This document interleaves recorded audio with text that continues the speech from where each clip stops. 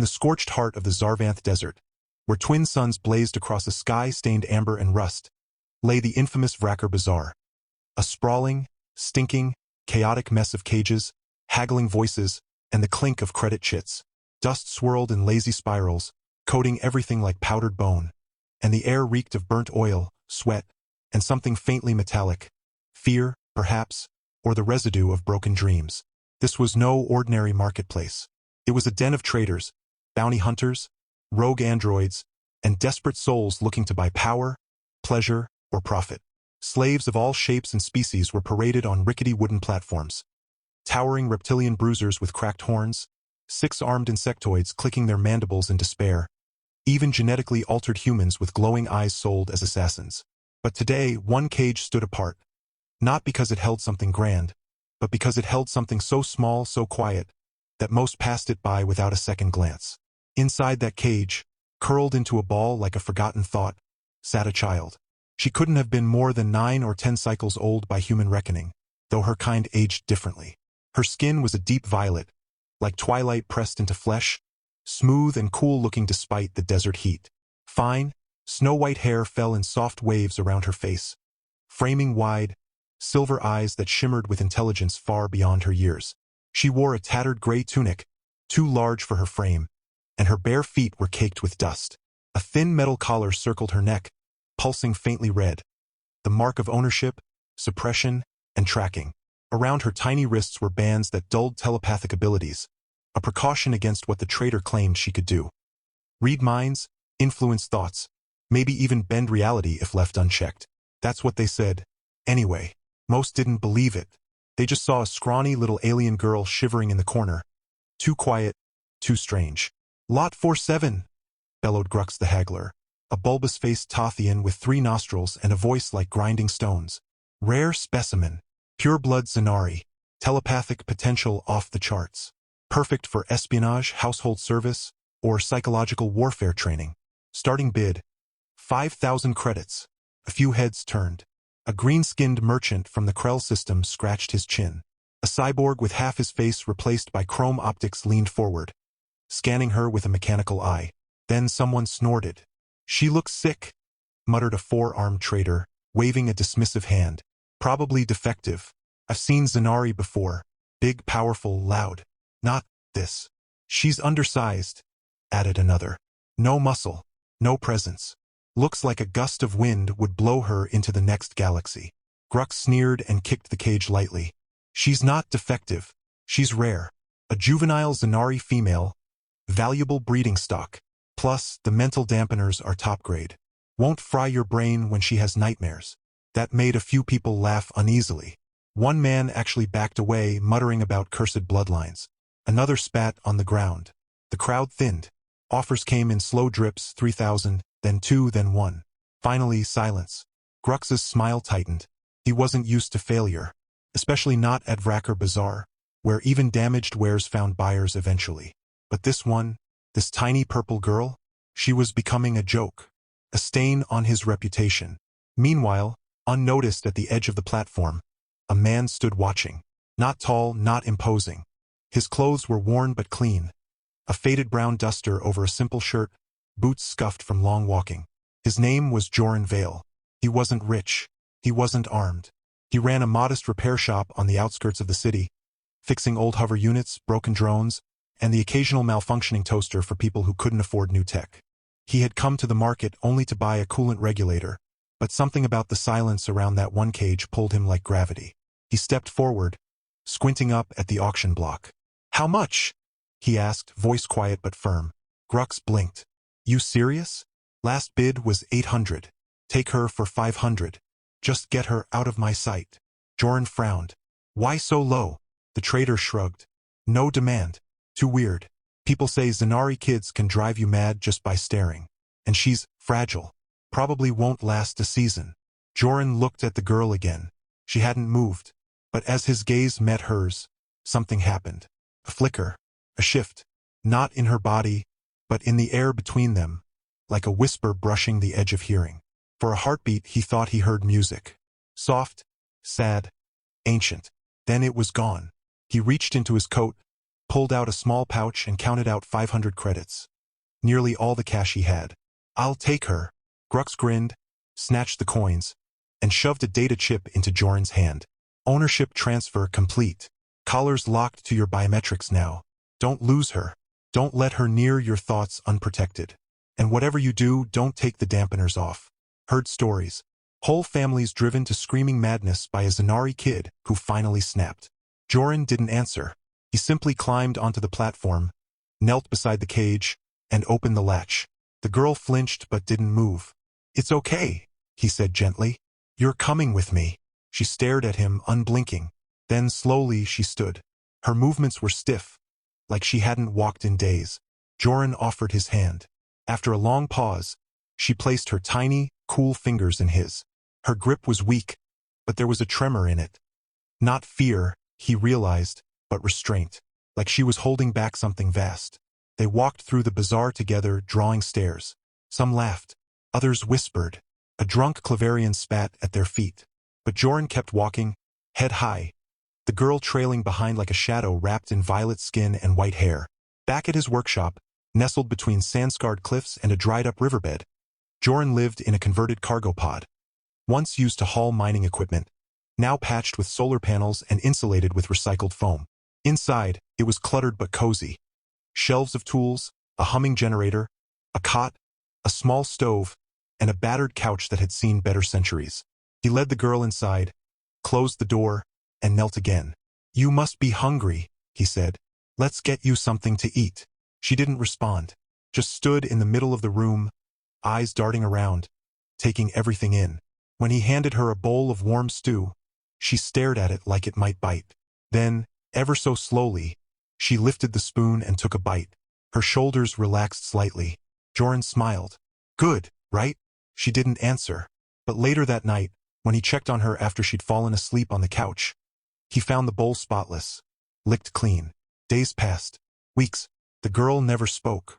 But she watched, learned, followed Joran silently as he worked, sitting cross-legged on a crate while he rewired circuits or welded metal. She mimicked his habits, pouring water, folding clothes, even trying to use the sonic screwdriver, which nearly blew up a circuit board. Once, when a faulty drone sparked and caught fire, she lunged forward and yanked the power cable out so fast Joran barely saw her move. "Whoa," he said, coughing smoke. "Nice reflexes." She looked at him, expression unreadable. But for the first time, the corner of her mouth twitched. Almost a smile. Still, the collar stayed on. The dampeners remained locked. Joran didn't know how to remove them safely, and he wasn't about to risk it. But he began to notice things. Small things, like how the lights flickered when she was upset, or how his favorite song, one he hadn't played in years, started humming from the old radio when she passed by, or how, one night, he woke to find her standing at the foot of his bed, staring at him, tears running down her cheeks. "You're safe," he whispered, sitting up. "You're not a slave anymore." She didn't reply, but the next morning breakfast was already waiting, 2 bowls of porridge, one with honey, just how he liked it. She hadn't touched hers. "Did you make this?" he asked. She nodded once. Joran grinned. "Thank you." That evening, he brought out an old holobook, a children's story from Earth about a lost star finding its way home. He played it aloud, the images dancing in the dim light. The girl sat close, knees tucked to her chest, eyes wide. When the star reunited with its constellation, she reached out and touched the hologram, as if trying to hold the light. Something shifted that night, not in words but in silence, in trust. Then came the storm. It rolled in from the east, black clouds swirling with electric green lightning, the kind that fried comms and melted antennae. Sand screamed against the walls, and the generator sputtered. Joran was outside, securing the solar array, when he heard a sound from inside the pod, high-pitched, almost musical, like glass singing under pressure. He rushed in. The girl was standing in the center of the room, arms outstretched, eyes closed. The collar around her neck glowed crimson, vibrating violently. The air crackled. Tools floated an inch off the shelves. The holobook projector spun in midair. "Hey!" Joran shouted over the wind. "What's happening?" She didn't answer, but her lips moved silently, and in his mind, clear as speech, he heard. "They're calling. I can hear them." "Who?" He thought back, startled. My people. The ones taken. The ones still chained. Their suffering. And then pain. A flash behind his eyes. Images poured into his mind. Endless rows of Zanari in dark pits. Collars biting into their necks. Machines drilling into skulls. Extracting something. Energy. Knowledge. Emotion. Children weeping. Elders dying. Planet in chains. Joran staggered back, clutching his head. Stop, please, she gasped, eyes snapping open. The floating objects dropped. The collar dimmed. She collapsed to her knees, trembling. Joran crawled to her side. You showed me that? She nodded, tears streaming. I didn't mean to. I just wanted you to understand. He pulled her into a hug. She froze at first, then slowly, hesitantly, wrapped her arms around him. From that night on, things changed. Joran began researching Zanari biology, telepathy, suppression tech. He scoured black market databases, contacted fringe scientists, even bribed a retired neuroengineer on Mars Station. He learned that the dampeners weren't just limiting her powers, they were damaging her. Every day they stayed on, her mind frayed a little more.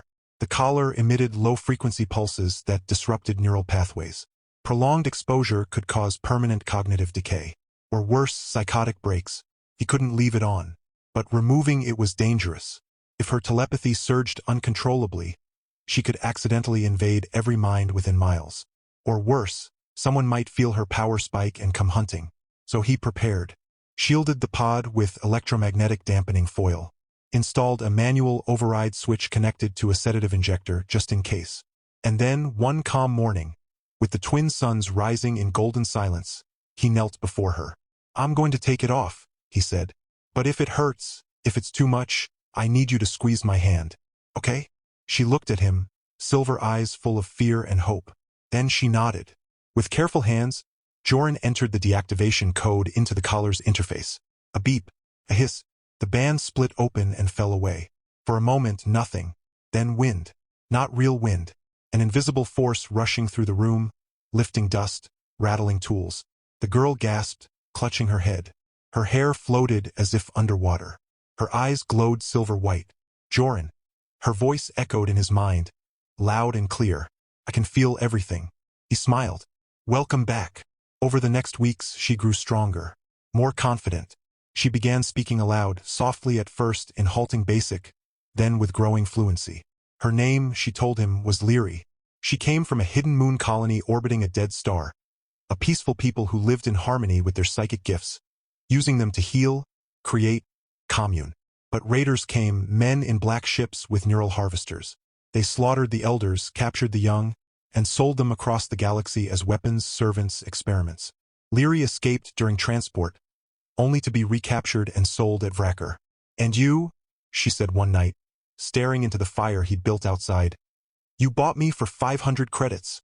Joran chuckled. Best bargain I ever made. She smiled. A real one, bright and sudden, like sunlight breaking through storm clouds. But peace never lasts. One evening, a signal pinged on Joran's old comms unit. An encrypted message from an unknown source. He opened it cautiously. Video feed. Grainy. Shaky. A group of Zanari, dozens of them, locked in a cavernous chamber beneath a mountain facility. Machines hummed around them, siphoning glowing energy from their foreheads. At the center stood a figure in a white lab coat. Dr. Marnovex, a notorious bioengineer banned from 12 systems for illegal neural experimentation. The caption read, Project Mindwell, Phase 3 initiated. Final extraction in 18 cycles. Proceed with extermination protocol upon completion. Leary saw it over his shoulder. She went pale. That's them, she whispered. My family, my people. They're draining us dry. Joran felt cold. We have to do something. There's nothing we can do, she said, voice hollow. That facility is guarded by mercenaries, automated turrets, AI sentries. It's buried under kilometers of rock. Even if we got close, we'd be dead before we breached the first door. Joran rubbed his temples. Then he looked at her. But you're not just any Zanari, are you? She frowned. What do you mean? You read my mind. You made things float. You showed me visions. How strong are you, really? She hesitated. Strong enough to level a building. If I lose control. But focusing that power, directing it, I've never been trained. Then we train, Joran said firmly. Starting tomorrow. And so they did. Every day they practiced. Joran built crude obstacle courses using drones, moving targets, simulated alarms. Leary learned to shield her mind, to project illusions, to disable electronics with a thought. She levitated rocks, bent metal bars, once even stopped a speeding hovercart midair. But the real breakthrough came when she managed to link their minds voluntarily, sharing thoughts, memories, emotions like flipping pages in a book. "I see your childhood," she said once, amazed. "You were afraid of thunderstorms. And you," Joran replied mentally, "used to ride crystal lizards through lavender fields." She laughed, a sound like bells. But time was running out. With 10 cycles left before the extermination order, Joran knew they couldn't wait. He sold everything, his tools, his spare parts, even his beloved vintage fusion bike, to buy supplies.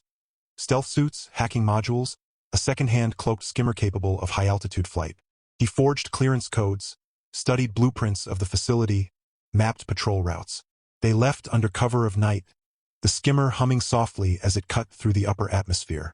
Below, the desert stretched endlessly, a sea of shadows and dunes. Leary sat beside him, eyes closed, breathing slowly. "Nervous?" Joran asked in his mind. "Yes," she admitted, "but not for myself. For them." When they reached the mountain base, they landed 2 clicks out and approached on foot. The entrance was sealed behind a blast door, guarded by 2 armored sentries and a motion-sensing turret. Joran prepared to hack the panel. Leary placed a hand on his arm. "Wait." She stepped forward, raised her hands, and the world changed. A wave of invisible force rolled outward. The guards froze mid-step, their eyes glazing over. The turret rotated uselessly, scanning empty air.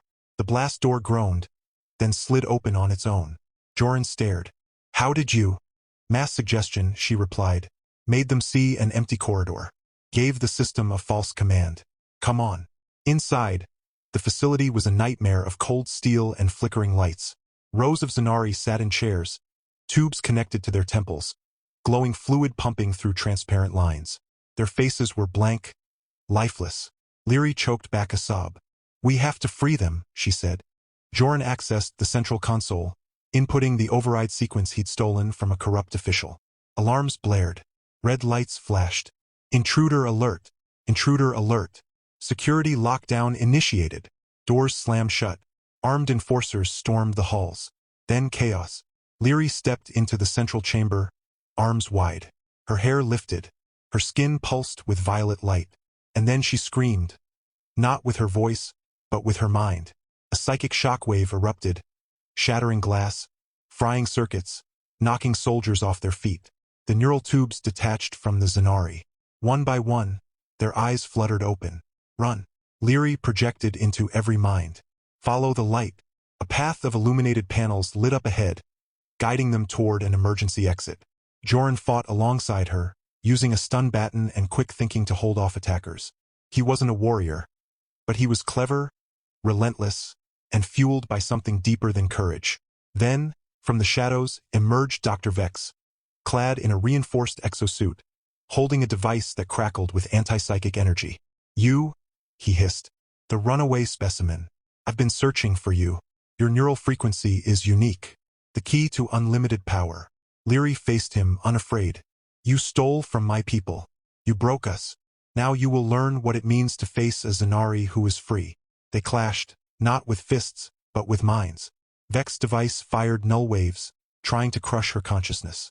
But Leary was faster, deeper, connected to the others now, her people lending her strength. She twisted his thoughts, made him see his victims surrounding him, whispering accusations. He screamed, clawing at his helmet. Joran seized the moment. He lunged, jammed the device into a power conduit, and triggered an overload. The explosion knocked them all back. When the smoke cleared, Vex was gone, vanished into a hidden tunnel. The facility crumbled around them, but the Zanari were escaping. Dozens of them, stumbling into the desert dawn, blinking at the sun for the first time in years. Leary stood at the edge of the cliff, watching them go. Joran joined her, breathing hard. "We did it," he said. She turned to him, eyes shining. "We did." He smiled. "So what now?" She looked at the horizon, where the twin suns painted the sky in gold and rose. "Now," she said softly, "we find the others, we rebuild, and we make sure no one is ever caged again." Joran nodded. Then he noticed something. A small, carved stone in her hand, glowing faintly. A symbol etched into it. A spiral with 7 points. "What's that?" he asked. Her voice was distant, full of memory. "The mark of the first circle. The elders carried it. It means the beginning of return." He looked at her, then at the freed Zanari gathering below, helping each other, crying, embracing. The journey wasn't over. Far from it. But for the first time in a long time there was hope. And it smelled like desert rain, fresh and sweet, on the edge of a new world. The days that followed the fall of the mountain facility passed like dreams woven from sunlight and silence. The Zanari survivors, weak, scarred, but alive, gathered in a hidden canyon Joran had learned about from old mining maps. Sheltered by towering cliffs and fed by an underground spring, it became their sanctuary. Tents made from salvaged thermal fabric rose like mushrooms after rain. Fires crackled at night, not for warmth, but for comfort. For the flickering glow reminded them they were no longer alone in the dark. Leary moved among her people like a whisper given form. She didn't command. She healed. With gentle hands and quiet focus, she reached into minds still trembling from years of suppression, untangling knots of fear, soothing fractured memories. Some wept when she touched them. Others simply stared, as if seeing her violet skin and white hair was proof their world hadn't vanished after all. Joran stayed beside her, not as a leader, not as a warrior, but as a man who knew how to fix things. He rigged solar stills to purify water, jury-rigged medical scanners from scavenged parts, and taught the younger Zanari how to use basic tools. They watched him with wide eyes, unsure what to make of this quiet human who spoke little but did so much.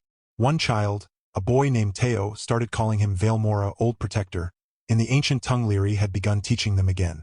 The name stuck, and slowly, without fanfare or declaration, something deeper than rescue took root between Joran and Leary. It wasn't sudden. It didn't come with speeches or promises carved in stone. It came in small things. The way she left his favorite cup of tea steaming by his cot each morning, even though she once thought fire was magic. The way he fixed the strap on her worn tunic without being asked. The way she began sitting beside him every night, leaning against his shoulder as they watched the stars blink awake above the canyon. One evening, as the twin suns dipped below the horizon and painted the sky in lavender and flame, Leary turned to him and said, "You know, I used to dream of my real father. Before the raiders came, I would imagine him holding me, telling me stories about the old world. But now," she paused, then looked up at him, silver eyes soft. "Now when I close my eyes, it's your voice I hear." Joran felt something warm and heavy settle in his chest. He didn't trust words in moments like this. So he did what he always did, he acted.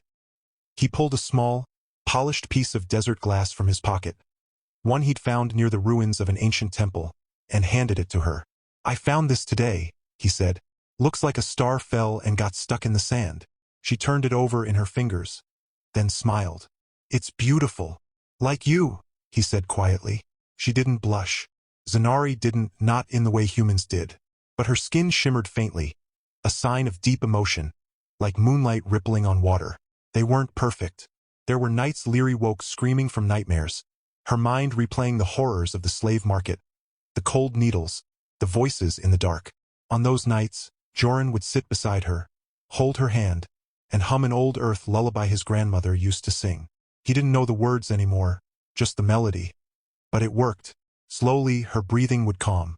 And sometimes, if he listened closely, he'd hear her thoughts echo back. Safe. Father. Home. He never corrected her when she called him that. Not out loud. But inside, where it mattered, he let the word grow roots. As the weeks turned into months, life in the canyon flourished. The Zanari relearned their ways, their songs, their meditative dances beneath the stars, their silent communion through thought. Leary became a teacher, guiding the young ones to use their gifts without fear. And Joran? He became something unexpected. Family. He built a small dwelling near the spring, a proper home this time, not a cargo pod. Made of sun-baked bricks, curved wood, and a roof of recycled plating. It had 2 rooms, a tiny kitchen, and a porch where wind chimes made from scrap metal sang in the breeze. Leary helped paint the walls with symbols of her people. Spirals for memory, waves for connection, stars for hope. One afternoon, while repairing a broken drone meant to scout for supplies, Joran heard laughter behind him. He turned to see Leary chasing Teo and 2 other children through the camp, using telekinesis to float pebbles above their heads like floating planets. The kids squealed with delight, trying to catch them. "You're supposed to be resting," Joran called, feigning sternness. Leary stopped mid-step, grinning. "I am resting. This is fun." He shook his head, smiling. "You're going to give yourself a headache again." She floated over, literally, hovering an inch off the ground before dropping lightly beside him. "Only if I try to lift you." He raised an eyebrow. "Go ahead. Try." She concentrated. His boots lifted an inch off the ground. Then 2. Then, clang. He dropped back down as the drone suddenly sparked and died. "Distracted," she admitted sheepishly. "You're lucky I love you," he said, wiping grease on his pants. Her smile softened. "I know." And he did love her. Not because she was powerful. Not because she was special. But because she laughed at bad jokes, hated cleaning, stole his socks, and still believed in kindness after everything she'd endured. Because she called him father in her thoughts, even when no one else could hear. But peace, as they both knew, was fragile. One night, a signal pulsed through Joran's comms unit, an encrypted message from a deep space relay. Grainy footage showed a fleet of black ships moving through the outer rim, marked with the same insignia as the raiders who had taken Leary's people. The caption read, "Harvester Fleet Reassembled. Target, unregistered psychic signatures.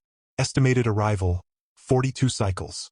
Joran stared at the screen, heart pounding. They were coming back. He found Leary sitting by the spring, her reflection shimmering in the water. He didn't need to speak. She felt his worry before he crossed the clearing. "They're returning," she said. He nodded. "We can't run forever." "No," she agreed. "We don't have to." She stood, facing him. "My people are strong now. We remember who we are. And we're not hiding anymore." Joran studied her, no longer the tiny girl from the cage, but a young woman with fire in her spirit and galaxies in her eyes. "What are you saying?" "We fight," she said simply. "Not with weapons, not with hatred, but with truth, with memory, with us." He exhaled slowly. "That's dangerous." "So was buying a purple alien girl for 500 credits, she teased. He laughed. Deep and full, the kind that made others turn and smile. "Fair point." Over the next weeks, they prepared not for war, but for revelation. Using Joran's tech skills and Leary's psychic reach, they broadcast a message across the galactic net. Not a plea, not a threat, but a story. Footage of the mountain facility. Testimonies from freed Zanari. Images of children laughing in the canyon. And at the center of it all, Leary. Standing tall, collar gone, voice clear. "We are not slaves," she said. "We are not weapons. We are people. And we will not be silenced again." The response was slow at first, then overwhelming. News stations picked it up. Whistleblowers came forward. Former captives broke their silence. Protests erupted on 3 different worlds. Even some governments, long complicit in the trade, began investigations. The Harvester fleet never reached the canyon. Intercepted by a coalition of independent systems and rogue peacekeepers, the ships were disabled, their crews arrested. Dr. Vex was captured on a moon colony, trying to sell stolen neural data to a crime syndicate. His devices were destroyed. The records of Project Mindwell were made public. And in the heart of the Zarvanth Desert, the Vraker Bazaar, once a monument to suffering, was raided by interstellar authorities. Cages were opened, chains were broken, and for the first time in centuries, the air smelled not of fear, but of change. Years passed. The canyon became a village, then a town, then a beacon. Leary led her people not as a queen, but as a guide. She traveled the stars, speaking at councils, teaching empathy, helping other oppressed species reclaim their dignity. But every cycle, without fail, she returned, to the spring, to the painted house, to the man who had given her more than freedom. Joran grew older. His hair turned gray. His hands, once quick with tools, sometimes trembled. But his heart never slowed. On his 70th birthday, the entire village gathered under a sky thick with stars. Children danced. Elders sang in the old tongue. And Leary, now known across galaxies as the voice of the Zanari, stood before them all. She held up a small device, a crystalline recorder shaped like a spiral. "This," she said, "is the first memory, a gift from my father." Gasps rippled through the crowd. Not because she had spoken of family, but because Zanari never claimed human kinship so openly. He was not of my blood, she continued, but he was of my soul. He saw me when no one else would. He loved me when the universe called me cursed. And he taught me that courage isn't the absence of fear. It's the choice to care anyway.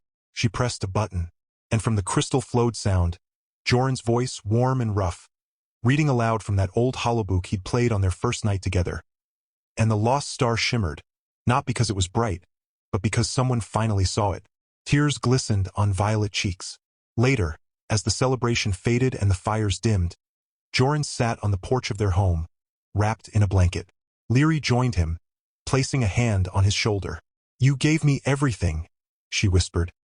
He looked up at her, eyes crinkled with age and joy. "No, you gave me everything." She leaned her head against his, and together, under a sky full of wandering stars, they sat in silence. The kind only family knows. Deep, unbroken, eternal. The tiny alien girl from the slave market had found her home. And the kind human man who took her in, he finally understood what it meant to be a father. As the years unfolded like the petals of a slow-blooming desert flower, life in the canyon village grew deeper, richer, rooted in peace and purpose. Seasons cycled, sandstorms gave way to rare rains, and from the dry earth rose green shoots, fragile but determined. So too did hope grow, not just for the Zanari, but for all who heard their story. Joran aged gently, his body slowing but his spirit untouched by time. His hands, once swift with screwdrivers and circuit boards, now moved more carefully, tying knots, carving wooden toys for children, or simply holding a warm cup of tea as he watched the sunrise paint the cliffs in gold. He walked with a slight limp, the result of an old injury from his wandering days, but he never complained. Not when there was laughter in the air, not when she was near. Leary had blossomed into a woman of quiet strength and radiant grace. Her violet skin held the glow of one at peace with herself, her white hair flowing like moonlit silk down her back. She still wore the small spiral stone, the mark of the first circle around her neck, but now it rested beside another. A simple silver band Joran had forged himself, engraved with 2 words in the old human script: family first. She traveled often, as she had promised, not as a fugitive but as an ambassador. Planets welcomed her. Councils sought her wisdom. Children across the stars drew pictures of the Purple Star Lady, who freed the mine prisoners. But no matter how far she went, her steps always led home, to the spring, to the painted house, to the man who had first called her safe. And then came the day she returned with someone beside her. He was tall, slender, with deep indigo skin and eyes like liquid amber. His name was Dane, a scholar from the floating cities of Elera 7, where telepathic species had lived freely for generations.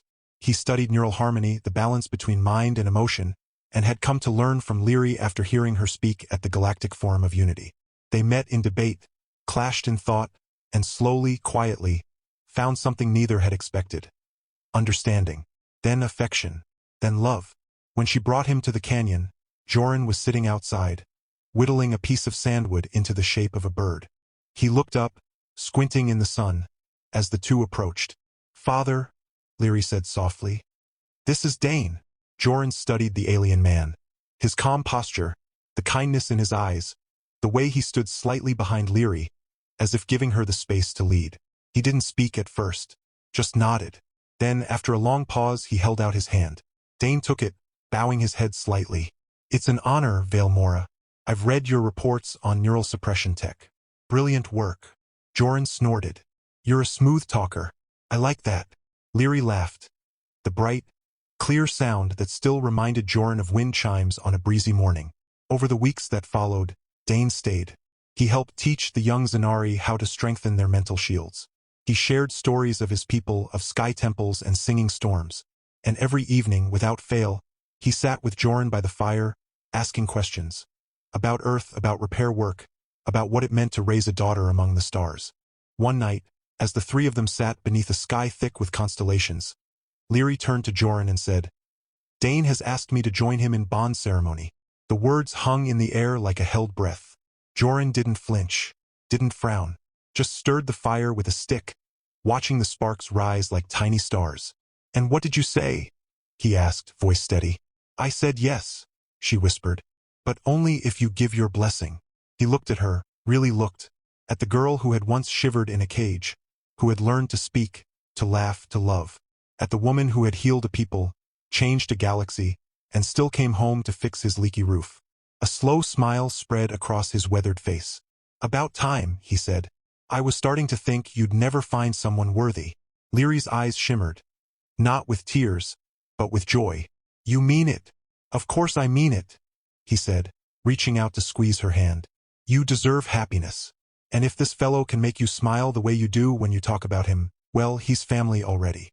Dane bowed his head, humbled. "Thank you, Father of Leary. I will honor her, protect her, walk beside her always." Joran grunted. "Good.